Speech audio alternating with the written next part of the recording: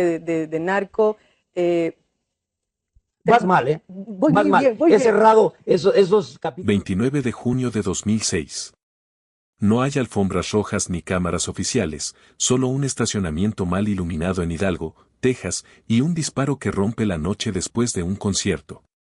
En el suelo queda Trigo Figueroa, el hijo mayor de Joan Sebastián, con 27 años, herido de muerte mientras intentaba hacer lo único que sabía hacer desde niño, proteger a su padre. Joan lo sostiene entre los brazos. Espera a la policía, espera una ambulancia. Nada llega a tiempo.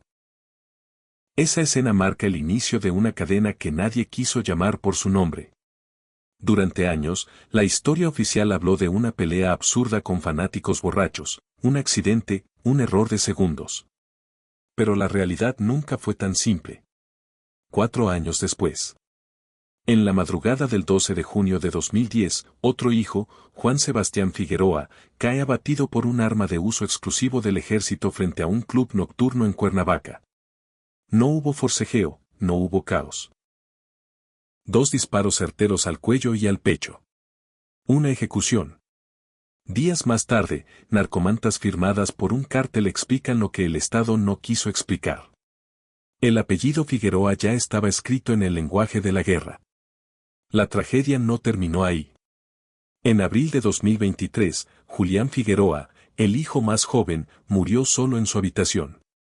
No hubo balas ni persecuciones. El parte médico habló de un infarto, pero sus últimas palabras, publicadas en redes sociales, fueron una súplica. Un deseo imposible de cumplir, abrazar de nuevo a su padre. Para muchos, fue el último acto de una herida que nunca cerró. 3 hijos muertos, 2 asesinados, 1 destruido por dentro, y un nombre que siempre aparece en el fondo de la historia Guerrero. Morelos, jaripeos, palenques, fiestas privadas, y una cercanía incómoda con los hombres que mandaban cuando la ley se retiraba. Joan Sebastián fue el rey del jaripeo, el poeta del pueblo, el ídolo que llenó plazas y acumuló Grammys. Pero también fue un hombre que vivió y prosperó en territorios donde nada ocurre por casualidad. Este no es un relato sobre mala suerte, es una investigación sobre el precio de convivir con el poder equivocado, sobre si la fama puede convertirse en escudo o en sentencia. Para entenderlo hay que regresar al origen, a Juliantla, Guerrero, cuando José Manuel Figueroa todavía creía que el éxito bastaba para mantener a la muerte lejos de casa. Juliantla, Guerrero, 8 de abril de 1951. Ahí no nacen estrellas, nacen sobrevivientes. José Manuel Figueroa Sr. llega al mundo en una tierra donde la pobreza no es un paisaje, es una regla, y donde el silencio pesa porque todos saben lo mismo aunque nadie lo diga en voz alta. Guerrero ha sido durante décadas un territorio áspero, rural, lleno de orgullo, y también un corredor donde la autoridad a veces se vuelve un rumor lejano. En ese barro se formó el carácter de quien más tarde sería Joan Sebastián. De adolescente lo empujaron hacia una idea de salvación que en el México profundo siempre suena noble, el seminario, la posibilidad de ser sacerdote. Tenía 14 años cuando lo intentó, buscando disciplina, destino, una salida limpia. Pero hay vocaciones que no se negocian. La música le estaba mordiendo el pecho por dentro, como si la garganta fuera una puerta que no se podía mantener cerrada. Y cuando uno viene de la escasez, el sueño no se sueña, se pelea con uñas y dientes. La primera gran humillación fue también la primera prueba. Cruzó al norte de forma irregular y terminó en Chicago, lejos del caballo, lejos del palenque, lejos del sol caliente del sur. Ahí el mito no existía.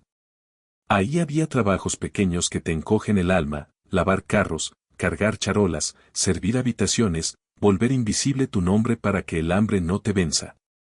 Y sin embargo, esa etapa le dejó algo que después sería una marca peligrosa en su vida, una obsesión por demostrar. No solo cantar, no solo gustar, sino imponerse. Que se note el dinero, que se note el poder, que se note que ya nadie lo vuelve a mirar por encima del hombro. Cuando por fin regresa y el nombre Joan Sebastián empieza a abrir puertas, no se mete a cualquier escenario. Se mete al jaripeo, esa mezcla brutal de fiesta, tierra, bravura y orgullo ranchero. Ahí el público no perdona, ahí el artista no es un adorno, es un líder emocional, un hombre al que se le exige verdad en cada verso. Por eso le dicen el rey del jaripeo. No es solo un apodo bonito, es una coronación popular, una forma de decirte que ya no cantas para entretener, cantas para representar. Y entonces llega la paradoja, porque el jaripeo también es frontera. No la frontera del mapa, la frontera moral. Esos palenques y lienzos charros, sobre todo en los años más tensos, no siempre viven bajo la misma ley que presume la televisión. Son espacios donde el dinero aparece con demasiada facilidad, donde la seguridad se compra, donde la fiesta puede ser generosa y donde los hombres importantes no siempre son los que salen en el periódico. En ese ambiente, el éxito se vuelve un trato aunque nadie lo firme. Mientras el público lo elevaba, los números también lo blindaban. Grammy y Latin Grammy empiezan a sumar y de pronto México tiene un compositor que no solo interpreta, también fabrica himnos. Se le atribuyen más de 1000 canciones y no es un detalle menor. Es una fábrica emocional que alimenta generaciones enteras. Cada tema que pega es una puerta nueva. Cada gira es un territorio nuevo. Cada triunfo es otra capa de confianza que a veces se parece demasiado a la invulnerabilidad. Pero la invulnerabilidad es un espejismo. Especialmente para quien viene de la carencia. Porque cuando aprendes a vivir con miedo, luego confundes el miedo con respeto. Y cuando por fin te aplauden, puedes caer en la trampa de creer que el aplauso te protege de todo. Joan Sebastián construyó su imperio con talento real, sí, pero también con una necesidad interna de controlar el entorno. Caballos, ranchos, gente alrededor, lealtades que se compran con regalos, con trabajo, con promesas. Una manera de decirse a sí mismo que el destino esta vez no lo va a sorprender. El problema es que el destino siempre encuentra grietas, y las grietas suelen abrirse justo donde más brilla el oro, en los vínculos, en la noche, en las amistades que aparecen cuando ya eres alguien. En los lugares donde te reciben como rey y te observan como posible ficha. Porque en México la fama no solo atrae fans, también atrae intereses. Y cuando empiezas a entender eso, el origen deja de ser una historia de superación y se convierte en la primera señal de advertencia. Porque el hombre que salió del barro no solo aprendió a cantar para sobrevivir, aprendió a negociar su lugar en un mundo donde la música y el poder a veces se sientan en la misma mesa sin que nadie pregunte quién pagó la cuenta. 1996. En la televisión mexicana todo parecía una postal perfecta. Joan Sebastián y Maribel Guardia eran ese tipo de pareja que el público quiere creer eterna. Bellos, carismáticos, exitosos, convertidos en titulares sin esfuerzo. Compartían pantalla en Tú y Yo, y desde afuera se veía como si el destino por fin le hubiera regalado a Joan una vida estable, una familia que se pudiera mostrar sin sombras, una casa donde el aplauso no entrara con botas de lodo. Pero las postales, cuando se miran de cerca, siempre tienen una grieta, y en esa grieta empezó a formarse la fractura más peligrosa de toda esta historia. No la que se ve en un escenario, sino la que se queda dentro de los hijos cuando descubren que el amor también puede ser un espectáculo que se apaga sin aviso. Porque Joan no era un hombre diseñado para la quietud. Tenía esa manera de caminar por la vida como si cada día fuera un palenque, como si siempre hubiera una puerta abierta a otra emoción, a otra promesa, a otro riesgo. Sus propios hijos lo describieron con una palabra que suena romántica hasta que entiendes el daño que puede provocar un enamorado, un hombre que confunde el deseo con destino y que a veces cree que su encanto es una forma de perdón automático. Y en el set, entre cámaras, guiones y maquillaje, apareció el detonante que terminó por romper lo que el público aplaudía. El vínculo con una actriz joven, Arlette Terán, en un lugar donde nadie esperaba que ocurriera porque todos estaban mirando, y aún así nadie pudo detenerlo. No fue un rumor pequeño, fue algo que se volvió conversación de pasillos, de revistas, de miradas incómodas. Cuando una traición ocurre en privado, la familia puede ocultarla por un tiempo. Cuando ocurre bajo reflectores el golpe es doble, rompe la pareja y humilla el hogar. Maribel, conocida por su fortaleza y por una imagen pública impecable, tomó una decisión que en ese mundo se paga caro, cortar de raíz. La ruptura llegó ese mismo año, y con ella llegó el verdadero daño colateral, el que no sale en ninguna nota de espectáculos, el efecto psicológico en los hijos que quedan atrapados entre dos casas y dos silencios distintos. Julián era apenas un niño. Creció viendo cómo el apellido que llevaba en el pecho también era una herida que nadie le explicaba completo. Y para los otros hijos, los mayores, el golpe era distinto pero igual de profundo. Trigo y Juan Sebastián, que ya tenían edad para entender el mundo con crudeza, vieron como el padre que parecía invencible también podía ser impulsivo, como el ídolo que dominaba multitudes, no lograba dominarse a sí mismo. Ese tipo de descubrimiento cambia la relación para siempre, porque un hijo puede perdonar muchas cosas, pero tarda años en aceptar que su padre es capaz de destruir su propia casa sin que nadie lo empuje. Y aquí es donde la historia se vuelve más oscura de lo que parece, porque la ruptura familiar no solo crea tristeza, crea vulnerabilidad. Un hogar dividido es un hogar sin escudo. Un hijo que vive entre dos mundos aprende a tensar el cuerpo, a estar alerta, a interpretar miradas, a medir el peligro aunque nadie lo nombre. Y en la vida de Joan Sebastián, donde el éxito estaba amarrado a territorios calientes y a noches donde el poder real no siempre usa uniforme, esa vulnerabilidad era gasolina. Un padre ausente por giras, por grabaciones, por compromisos, por su propia manera de vivir, deja espacios vacíos. Y los espacios vacíos siempre se llenan con algo. Con resentimiento, con miedo, con excesos, con compañía equivocada, con la necesidad de probarse hombre demasiado pronto. La industria lo aplaudía, pero el núcleo ya estaba quebrado. Y cuando un núcleo se quiebra, las siguientes tragedias no caen del cielo, se construyen en silencio. Años después, cuando el público intente entender por qué 3 hijos terminaron muertos, muchos buscarán respuestas en armas, en cárteles, en persecuciones, en nombres que asustan. Pero hay una raíz más íntima que casi nadie quiere mirar. La familia ya era un edificio con columnas dañadas antes de que llegaran los disparos y las noticias. Esa casa ya tenía grietas emocionales desde 1996, desde el momento en que el amor dejó de ser refugio y se convirtió en noticia. Y lo más cruel de todo es que desde afuera Joan seguía pareciendo el mismo. Seguía cantando como si nada, seguía llenando plazas, seguía montando un espectáculo donde la gente iba a olvidar su propia vida durante 2 horas. Pero dentro, el hombre ya estaba viviendo otra historia, la de un padre que multiplicó los hijos, multiplicó los amores, multiplicó los éxitos, y sin darse cuenta, también multiplicó los puntos débiles. Porque cada relación rota deja a un niño intentando entender, y un niño confundido se convierte en un adulto que busca respuestas en lugares peligrosos. Este capítulo no es un chisme de farándula. Es el momento exacto en que la tragedia se vuelve posible. Porque cuando la familia se rompe, ya no hay una sola vida en juego, hay varias. Y en el caso de los Figueroa, esa fractura fue el primer aviso de que el precio del brillo no siempre se cobra en el escenario. A veces se cobra en casa, con los años, con la sangre y con un silencio que nadie sabe cómo reparar.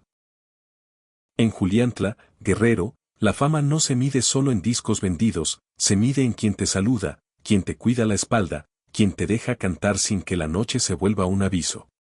Y ahí es donde la leyenda de Joan Sebastián empieza a volverse inquietante, porque su imperio no creció en una capital vigilada, sino en una tierra donde la música y el miedo aprendieron a convivir como si fueran parte del mismo paisaje.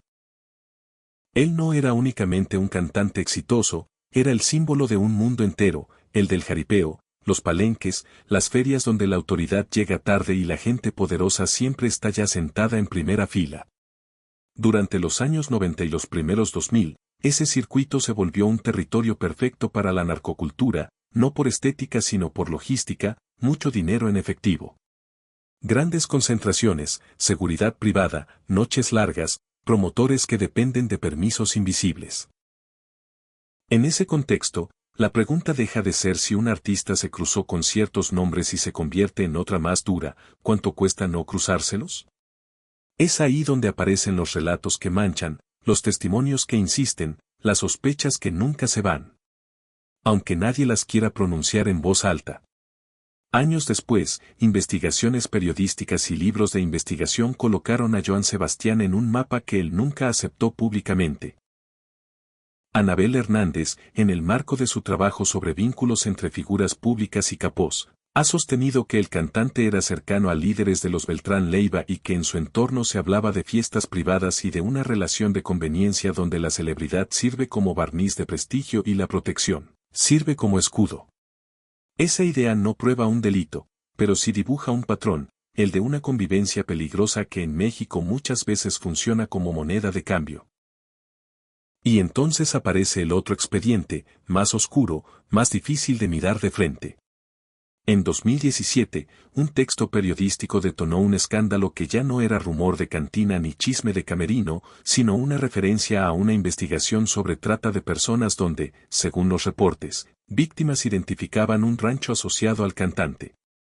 La familia reaccionó con furia y llevó el caso a tribunales por daño moral. En 2019, un juez absolvió al periodista señalando que su publicación se sustentaba en información contenida en documentos de una investigación aunque eso no equivalía a una sentencia penal contra Joan Sebastián.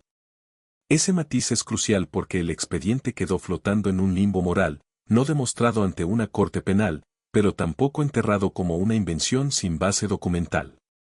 Lo verdaderamente perturbador no es solo la acusación, sino la mecánica del poder que insinúa. Un artista que domina una región y un género, una finca convertida en escenario, gente que entra y sale, promesas, regalos, silencios y la sensación de que en ciertas noches nadie pregunta quién paga, porque la pregunta correcta sería quién manda. A Joan Sebastián se le llamó el rey del jaripeo y esa corona en determinados territorios no se sostiene solo con aplausos, se sostiene con acuerdos, con tolerancias, con favores, con un tipo de paz que no se firma en papel, pero se cobra igual. Y aquí es donde nace la sospecha de la deuda de sangre, no como una cuenta escrita, sino como una lógica antigua y brutal.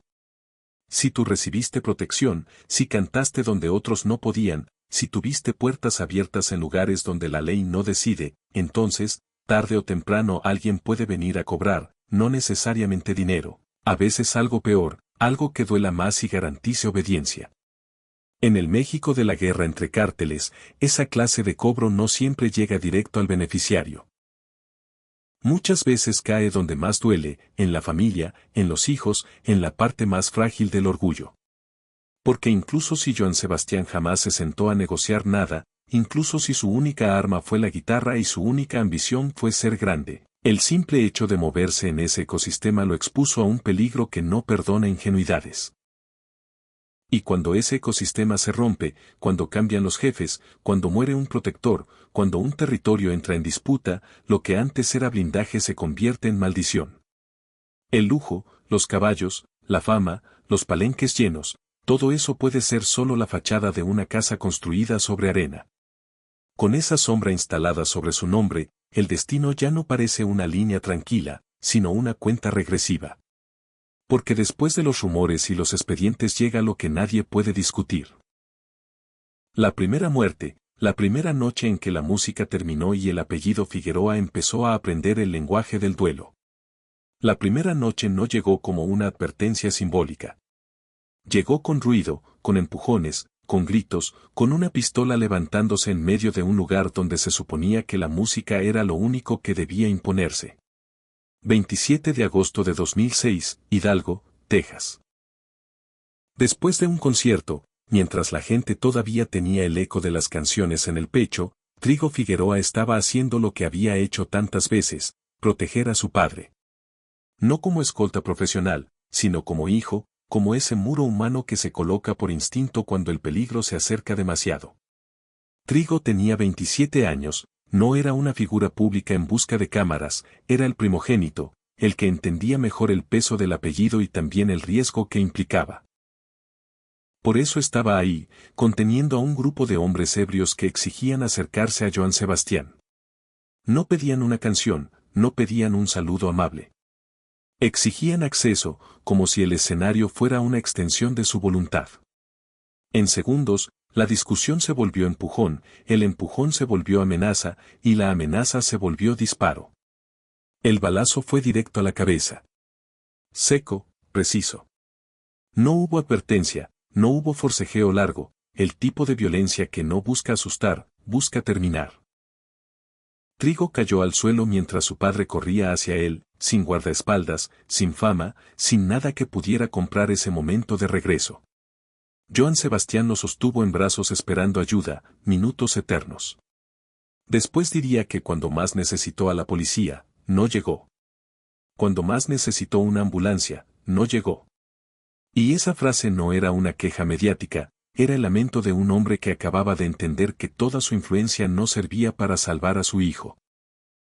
La versión oficial habló de una pelea con fanáticos alcoholizados, de un joven llamado Ricardo Sánchez que huyó en un BMW blanco. De un crimen caótico, casi accidental. Pero incluso desde ese primer día, algo no encajaba. El tipo de disparo, la frialdad del atacante, la rapidez con la que desapareció. No parecía un fan descontrolado, parecía alguien acostumbrado a usar un arma sin dudar. El detalle más inquietante llegó después, meses más tarde, el nombre Ricardo Sánchez. Apareció vinculado a otros crímenes de una brutalidad extrema en Estados Unidos. Nunca se confirmó oficialmente que fuera la misma persona, pero la coincidencia quedó flotando como una nube tóxica. Demasiado violento para ser casual, demasiado limpio para ser un accidente, y demasiado oportuno para ser solo mala suerte. Para Joan Sebastián, esa noche marcó un antes y un después. El hombre que había construido su vida creyendo que podía controlar el entorno descubrió que había fuerzas que no se negocian con canciones. Escribió Trigo, una canción que no buscaba éxito comercial. Era un requiem, un intento desesperado por ordenar el dolor en palabras. Pero el dolor no se ordena, se queda, se enquista y empieza a cambiarlo todo. A partir de esa muerte, el apellido Figueroa dejó de ser solo un legado artístico. Se convirtió en un apellido marcado. Los otros hijos lo sintieron no como una idea abstracta, sino como una presencia constante. El miedo ya no era teórico, tenía fecha, lugar y una tumba. Y cuando el miedo entra a una familia de esa forma ya no sale nunca del todo. Muchos años después, cuando se intente explicar esta historia como una cadena de tragedias aisladas, habrá quienes digan que Trigo murió por estar en el lugar equivocado, en el momento equivocado. Pero esa explicación se queda corta, porque hay lugares que se vuelven peligrosos por acumulación, y apellidos que, sin saberlo, empiezan a cargar cuentas que no les pertenecen. La muerte de Trigo no fue solo una pérdida, fue un mensaje, uno que nadie se atrevió a traducir en voz alta en ese momento, pero que quedó escrito con sangre desde esa noche en Texas. Porque después de ese disparo, la historia ya no iba a tratar de música ni de éxito, ni siquiera de fama. Iba a tratar de supervivencia y de cuánto puede resistir una familia cuando el pasado empieza a cobrar de la peor manera posible. La segunda muerte no llegó envuelta en confusión, llegó con método, con un mensaje, con el tipo de violencia que no se equivoca de objetivo. 12 de junio de 2010, Cuernavaca, Morelos. En ese momento, la ciudad no era un destino turístico, era un tablero de guerra. Desde diciembre de 2009, tras la caída de Arturo Beltrán Leiva, las calles estaban tomadas por una disputa feroz entre facciones que ya no reconocían jerarquías claras. Cada noche había ejecuciones.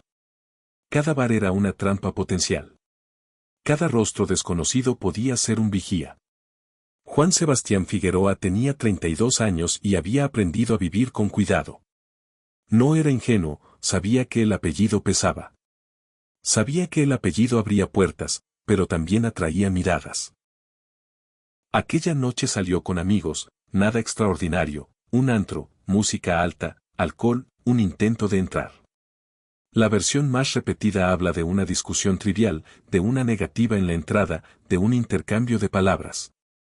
Pero lo que ocurrió después no fue una pelea de borrachos, fue una ejecución.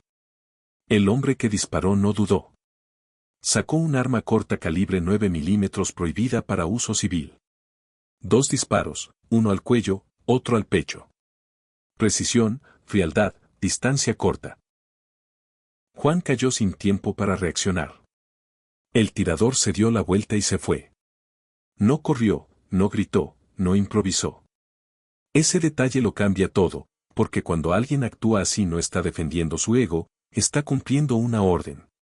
En cuestión de horas, Cuernavaca se llenó de rumores, y luego aparecieron las narcomantas, lonas colgadas en puentes y avenidas firmadas por el Cartel del Pacífico Sur. En ellas no solo se mencionaba el nombre del presunto responsable, Guillermo Vargas Rivera. Se explicaba el contexto, se hablaba de traición, se hablaba de vínculos con el grupo de Edgar Valdés Villarreal, la Barbie. Y lo más inquietante, se dejaba claro que el asesinato de Juan Sebastián no había sido autorizado por la facción dominante en ese territorio. Ese gesto no fue compasión, fue política. En el lenguaje del narco, aclarar quién mata y quién no es una forma de marcar territorio y proteger intereses. Días después, los cuerpos de Guillermo Vargas y de su padre aparecieron sin vida, torturados, decapitados, acompañados de otro mensaje: el castigo había sido ejecutado, el equilibrio restaurado. Y en medio de ese ajuste de cuentas una familia quedaba oficialmente marcada. Para entonces, el nombre de Joan Sebastián ya no solo circulaba en listas de reproducción, circulaba en comunicados criminales. Y eso es una frontera que no se cruza sin consecuencias, porque cuando un cartel se toma la molestia de aclarar que no tocó a un inocente, lo que está diciendo en realidad es que ese inocente importa dentro de su mapa de poder. No por cariño, por utilidad, por historia compartida, por deuda. Joan Sebastián no habló mucho después de esa muerte. No hubo discursos largos, no hubo denuncias públicas. Hubo silencio, un silencio pesado, casi estratégico, porque en ciertos contextos hablar es exponerse, y él ya había perdido a 2 hijos. La música continuó, pero algo en el escenario cambió. Su cuerpo empezó a fallar con más frecuencia. El cáncer avanzaba. El cansancio era visible. Ya no cantaba con la misma arrogancia. Cantaba como quien intenta sostener lo poco que queda en pie. Lo que hace esta muerte distinta a la primera es la claridad del mensaje. Trigo murió en medio de un caos que aún podía interpretarse como accidente violento. Juan murió en una ciudad sitiada, en un contexto de guerra, con armas de uso exclusivo, con comunicados oficiales del crimen organizado. Eso ya no es mala suerte, eso es estar dentro de una narrativa que no se eligió, pero que se heredó. Y aquí la idea de la deuda de sangre deja de sonar metafórica, porque nadie está diciendo que Joan Sebastián ordenará nada, nadie está afirmando que firmará pactos con su nombre. Lo que los hechos sugieren es algo más inquietante, que durante años su éxito coexistió con un sistema que cobra cuando el equilibrio se rompe. Que mientras hubo un protector fuerte, el apellido fue respetado. Cuando ese protector cayó, el apellido quedó expuesto. Juan Sebastián no murió por una mujer, no murió por un empujón, no murió por un impulso. Murió en el momento exacto en que el tablero estaba en llamas. Y murió como mueren las fichas valiosas cuando dejan de estar cubiertas, sin juicio, sin explicación, con un mensaje que no estaba dirigido a él, sino a su padre y a todo lo que su nombre representaba en un mundo donde la fama no protege, solo pospone. Después de esa noche en Cuernavaca, ya no quedaban dudas. La tragedia no era una cadena de eventos aislados, era una secuencia, y como toda secuencia, todavía no había terminado. El 8 de abril de 2015, mientras México celebraba otro aniversario más del nacimiento de Joan Sebastián, el silencio ya se había instalado en la familia Figueroa. El rey del jaripeo llevaba meses consumiéndose por un cáncer de huesos que le había robado la voz, el peso y la energía. Pero no la memoria. En su rancho de Juliantla, rodeado de caballos y recuerdos, el hombre que había llenado palenques y estadios comenzó a despedirse sin discursos. Sabía que no se iba solo, sabía que dejaba atrás una historia rota. Para Julián Figueroa, ese día no marcó solo la muerte de un padre, marcó el inicio de una herencia invisible pesada, imposible de rechazar. Desde niño había crecido entre 2 ausencias. La ausencia física de Joan, siempre de gira, siempre rodeado de gente, y la ausencia emocional de una familia que nunca logró recomponerse después de las traiciones, los escándalos y las muertes. Julián no heredó los millones ni el control del imperio musical. Heredó algo más difícil de cargar, el miedo. El miedo no venía de la nada. 2 de sus hermanos habían muerto antes de cumplir los 35 años. Uno cayó bajo una bala en Texas en 2006. Otro fue ejecutado en Cuernavaca en 2010, en plena guerra entre cárteles.